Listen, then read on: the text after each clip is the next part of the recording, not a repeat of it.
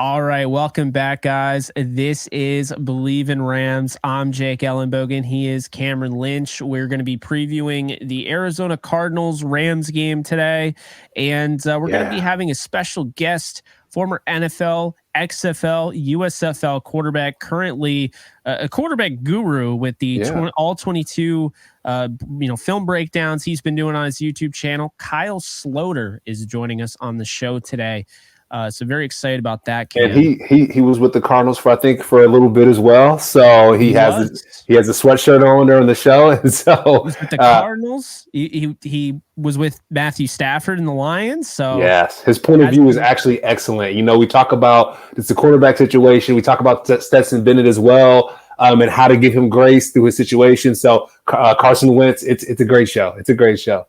Absolutely, man.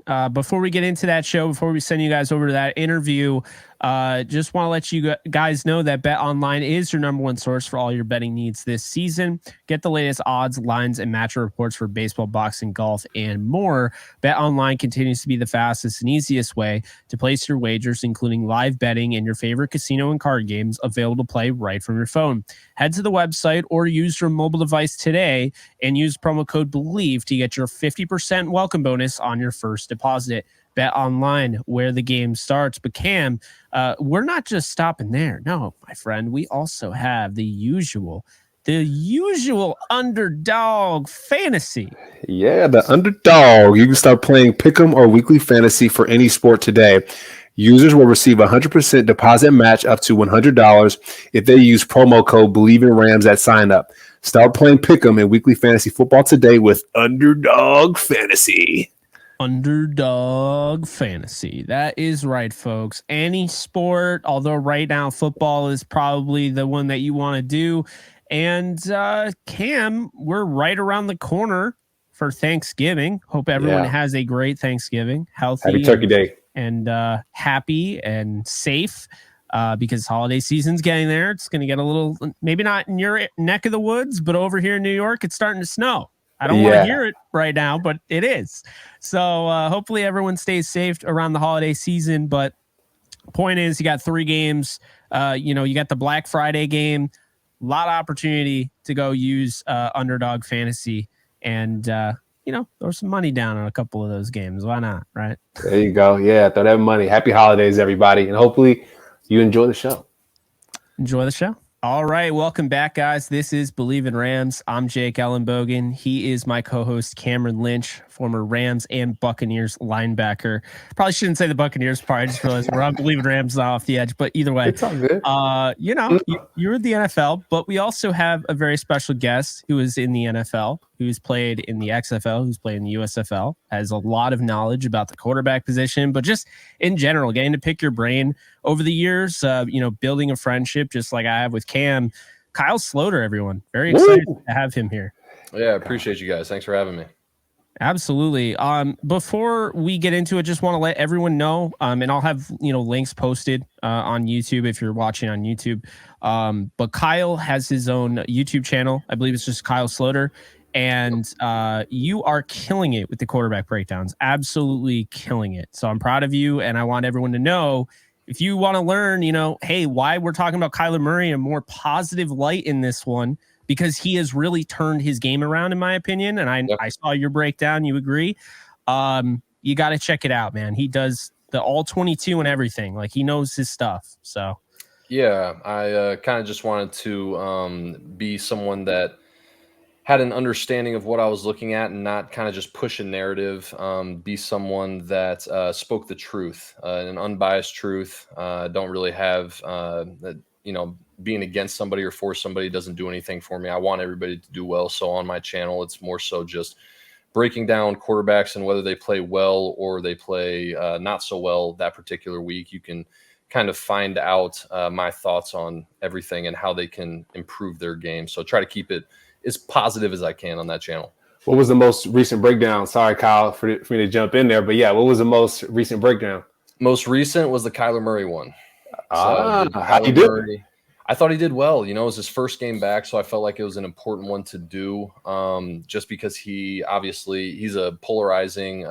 He's not polarizing is probably not the word, but in my opinion, He is a front and center player in the NFL, being a number one pick, being a Heisman, having a little controversy surround him in the whole Cliff Kingsbury thing, gets injured. Is he going to come back and be the same kind of player? And from my breakdown, I really felt like, and Jake was talking about it earlier, I feel like he saw the field. That was the biggest difference for me, was the way that he saw the field. And having been in the Cliff Kingsbury system, and I have a huge amount of respect for Cliff because he gave me an opportunity and a chance when a lot of other people wouldn't.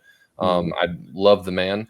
But the system was a college system, if that makes sense. So him being in a Jonathan Gannon system, being a pro coach with pro concepts, this is really truly, and this is something people don't think about, this is truly the first time that Kyler Murray has learned football from a pro perspective.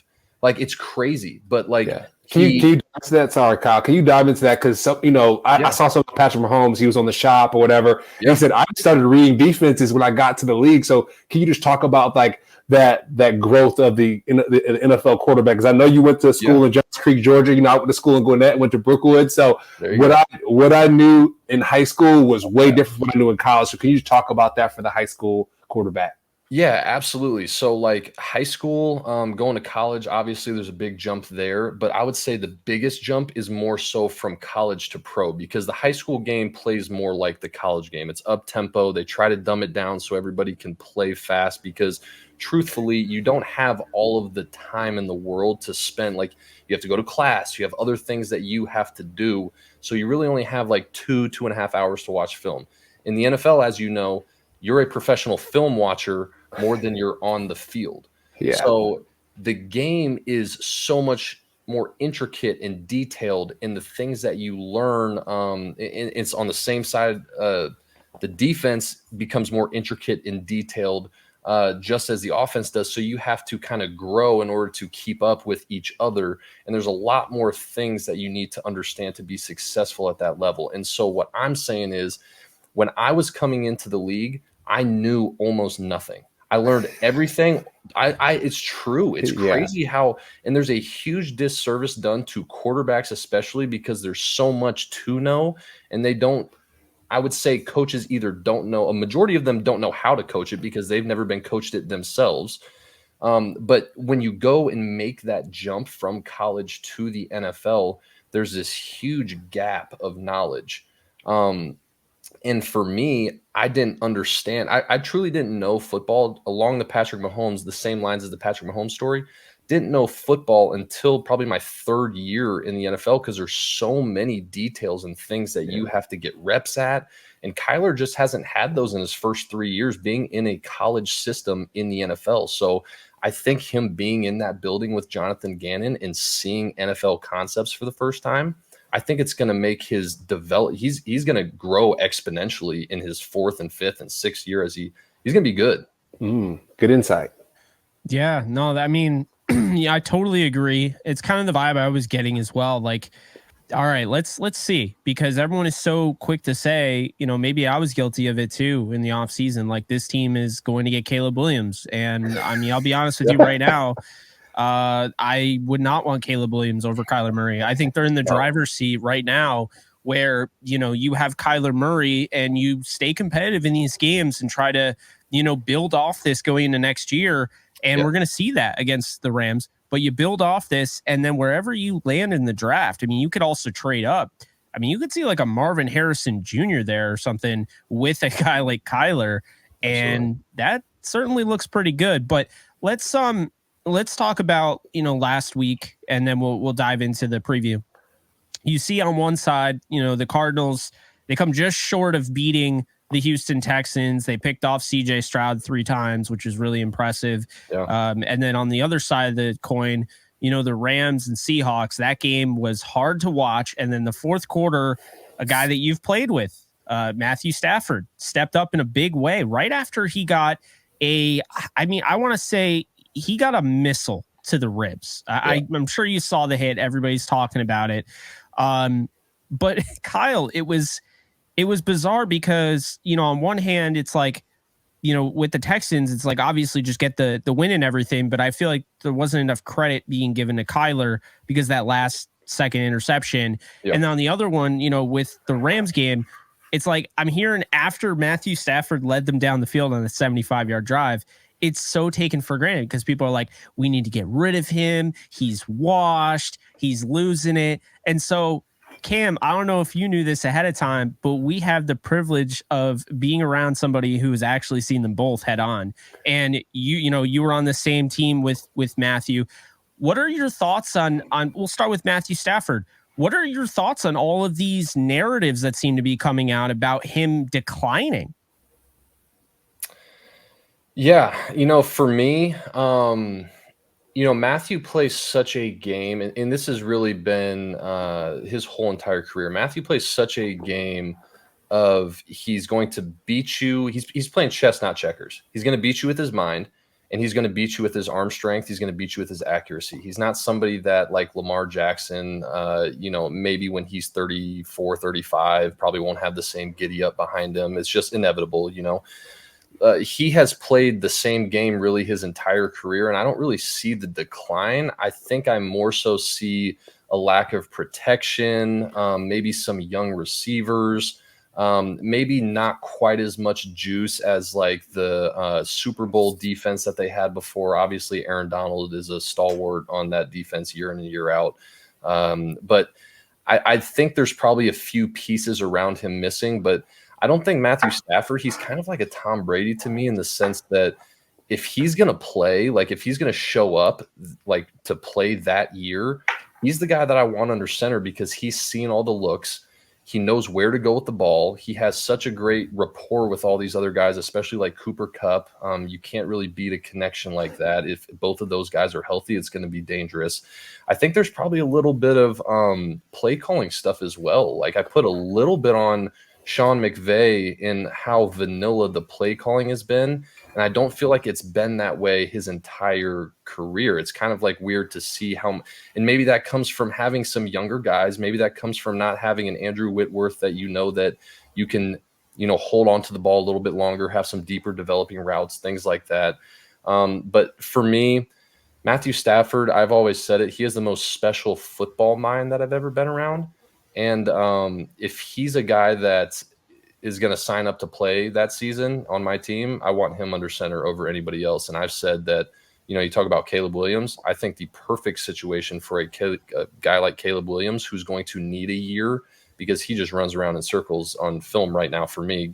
All the ability in the world, tons of talent. I mean, the talent is far superior to anybody else in that class. It's just he doesn't quite understand what it's like to play quarterback at that next level. If he were to get into a Rams type system with a quarterback like a Matthew Stafford that can coach him and Caleb can sit behind him for a year, he could be really dangerous in the future for a team like the Rams as well.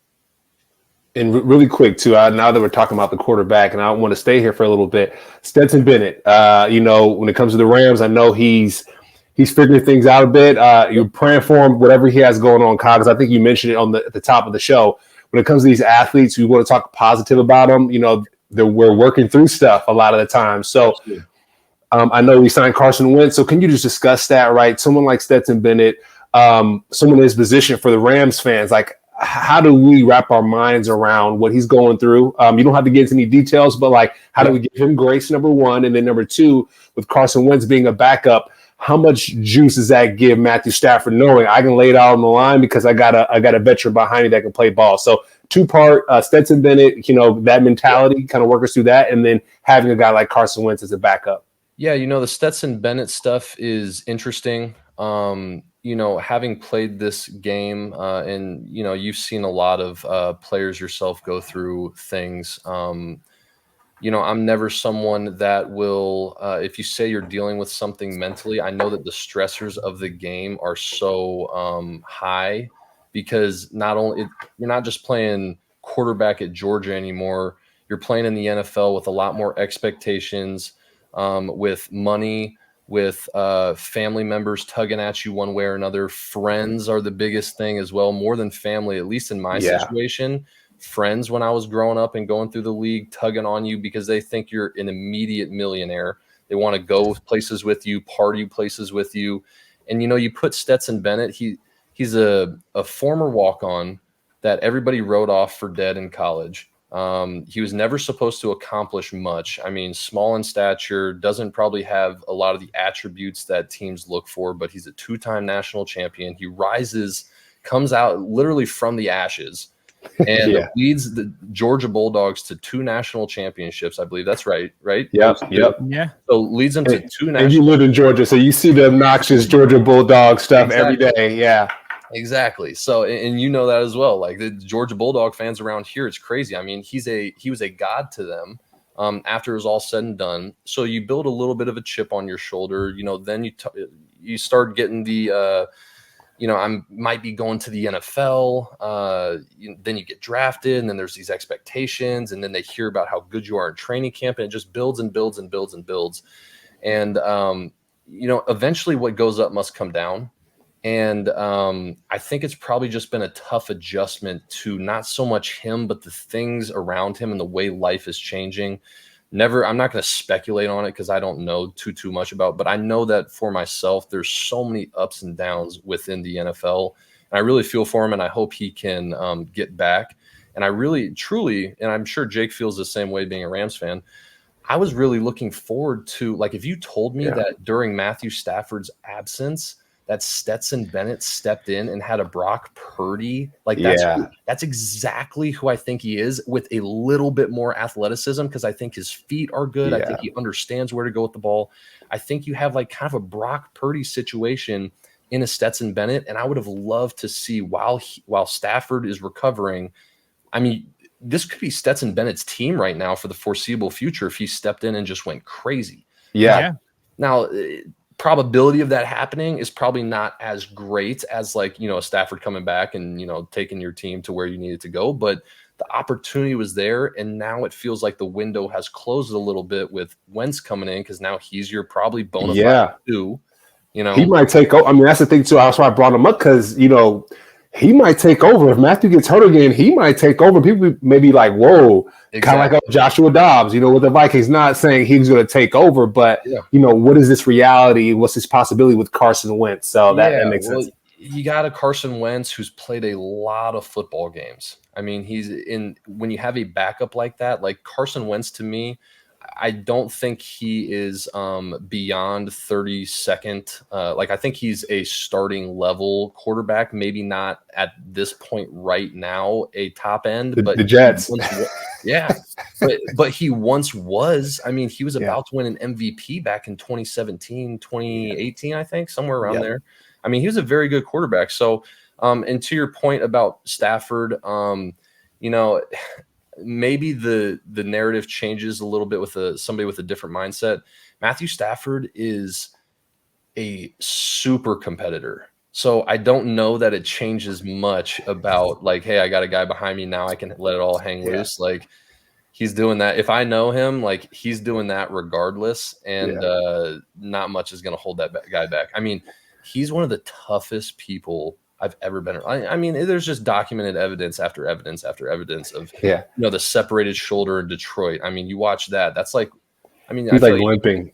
You can make a movie off of that one drive right there. I mean, the guy is tough as freaking nails. So I don't think it changes too much, but I think it gives the Rams some security. Yep. Yeah.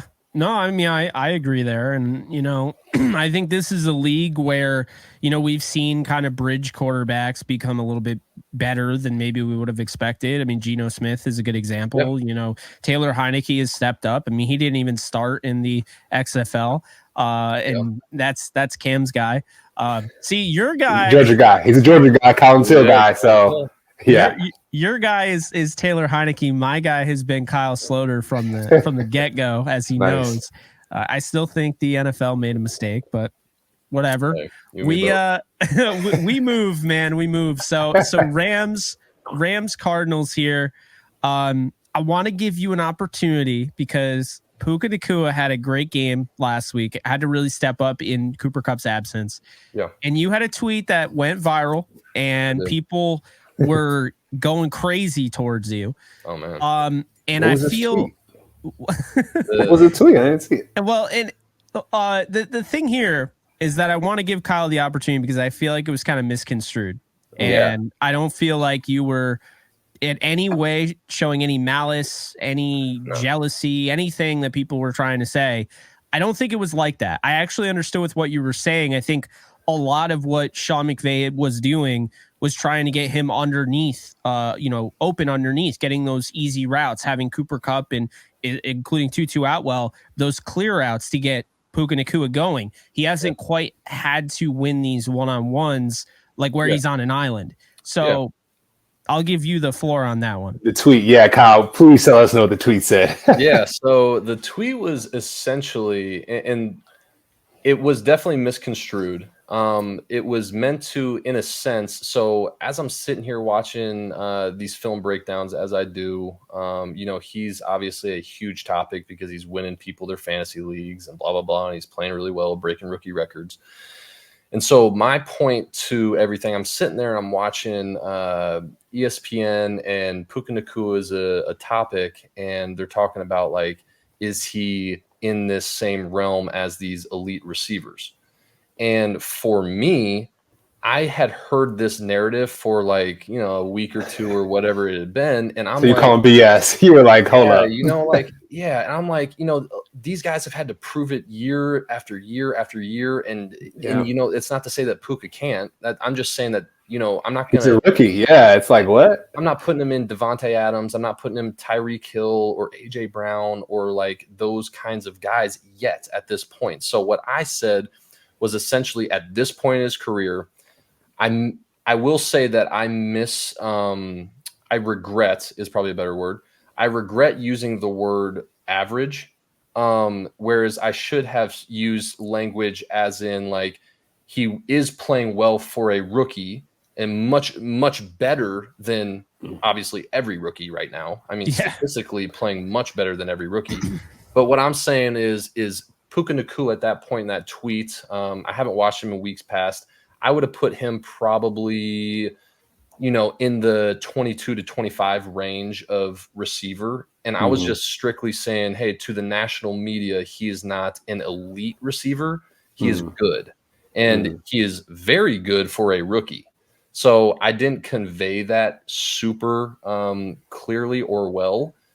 So everybody was coming for my head. Rams fans still want my head on a spike. But, for me, it was more so I didn't see him quite at that point. And this is tough. As a rookie, a young guy, winning one-on-ones against NFL corners. Like, how many camps have you been in where a rookie just shows up and is beaten? Cooper Kupp wasn't doing that.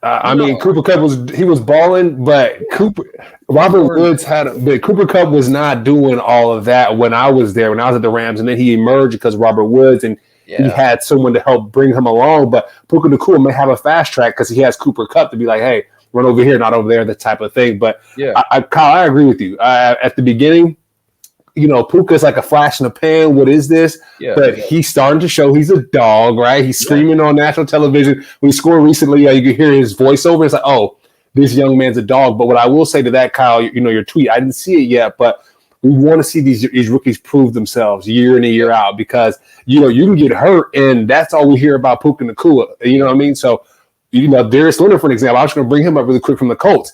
He just got cut from the Colts, and he's an all-pro guy. So Puka Nacua can easily be in that situation. So, like you're saying, like let's see Puka prove himself year after year before we like, all right, Hall of Famer, walking Hall of Famer. Devontae Adams, Jerry Rice. I think he's a good receiver, and he is progressing, I would say, faster than every rookie in the league right now. He's playing very well, and years from now, it's going to be interesting to see where he's at. And the NFL is so much about growth because once you stop, you talk about Darius Leonard. I'm actually shocked to hear that because he was the best linebacker in the league like 2 years ago and for like 5 years. So kind of weird that. But as you know, the NFL can pass you by super quickly. I mean, it comes for all of us. And if you don't continue to progress, and there's very, very few people in the world that can continue to be elite year after year. Yeah. Agree. So looking at this game, and I'm glad we got that out there, but looking at this game, Rams Cardinals. Cardinals are 2-9. The Rams are 4-6. Really fascinated by this because this is just kind of like the same thing last week. How the Rams aren't playing the same Seahawks team they played week 1. They still won.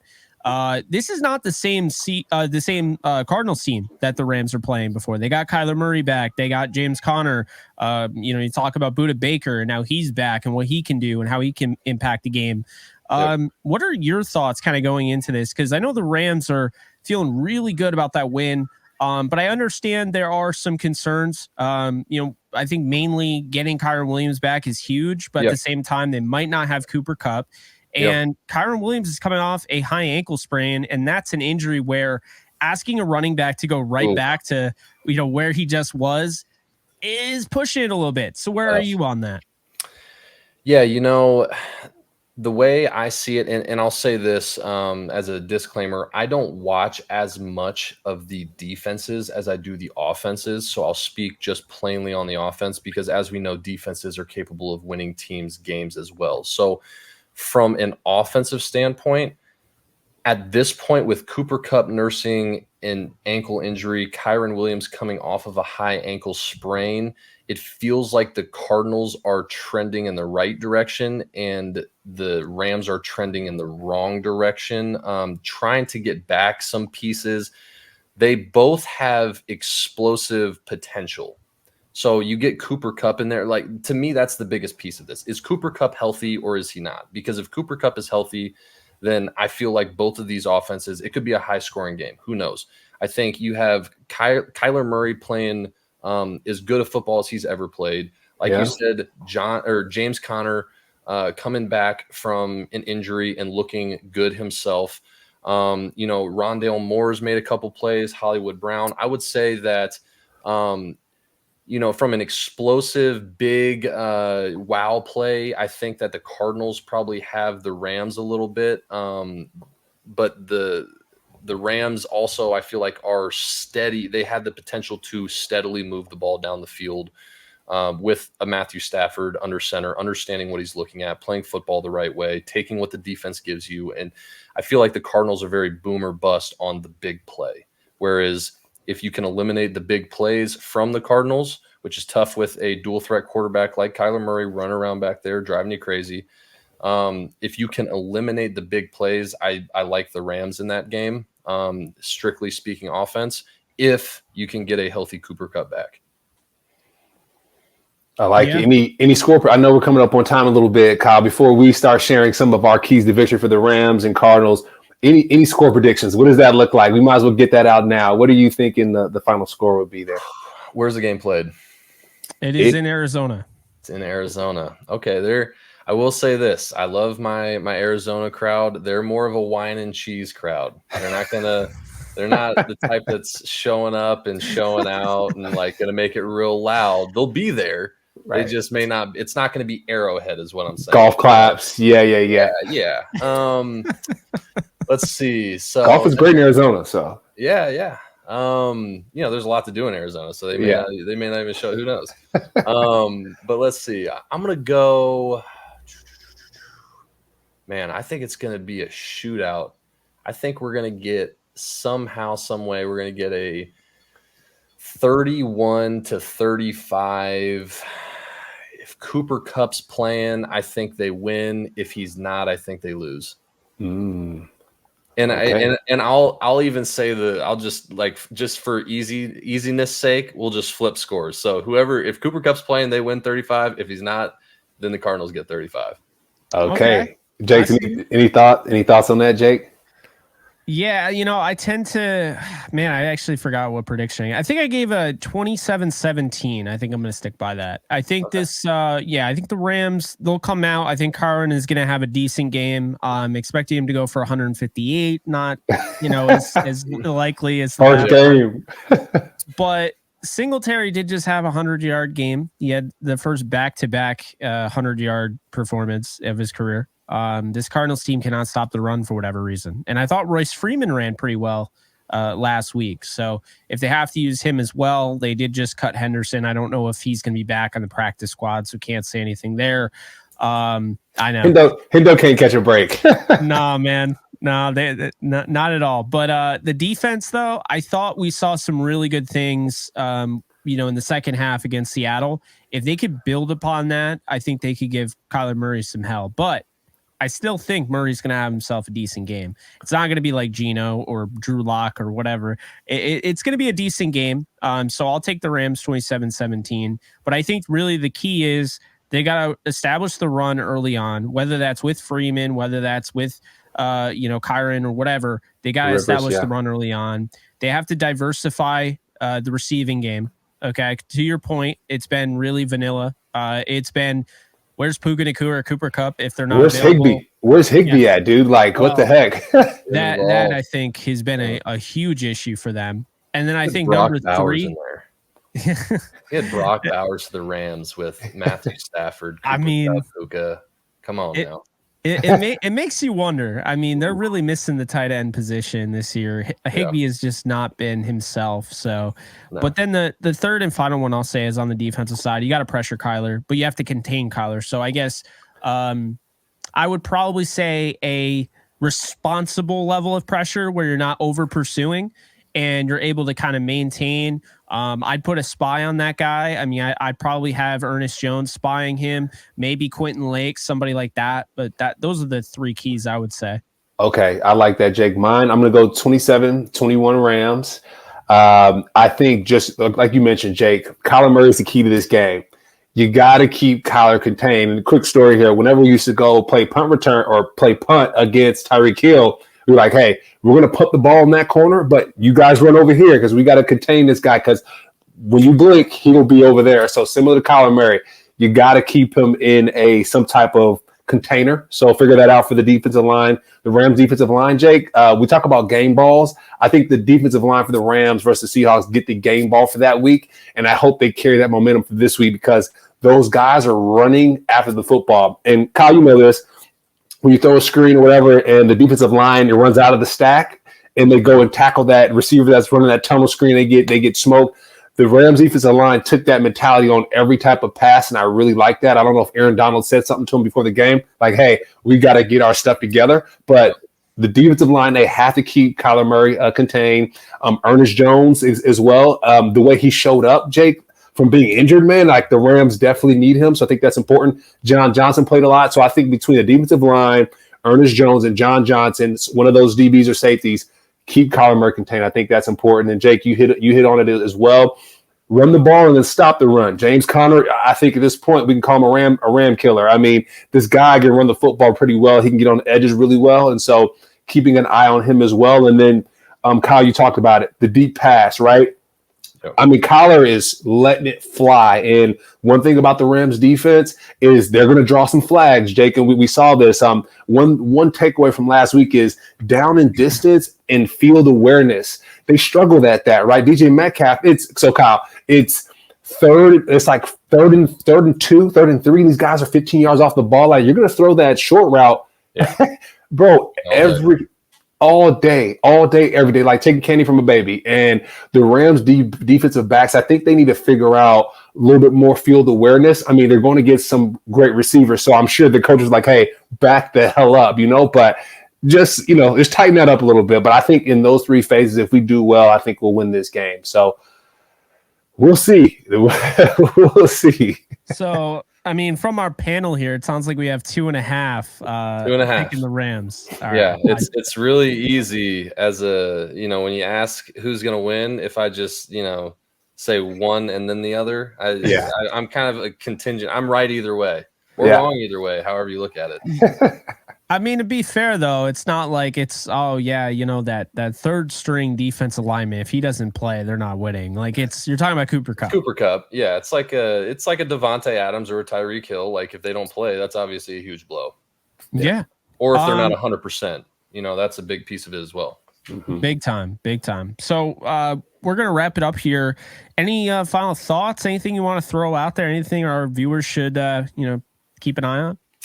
Yeah. So disclaimer here. I didn't know we were talking Rams Cardinals, so this is completely by chance. I know you guys already want me dead. I did not mean to have Arizona Cardinals sweatshirt on. My bad. I was going to take it off, but they told me to leave it on. Maybe some controversial. We get more views that way. So just want to throw that disclaimer out there that this was not intentional. This was actually completely unintentional. So that's my closing thought.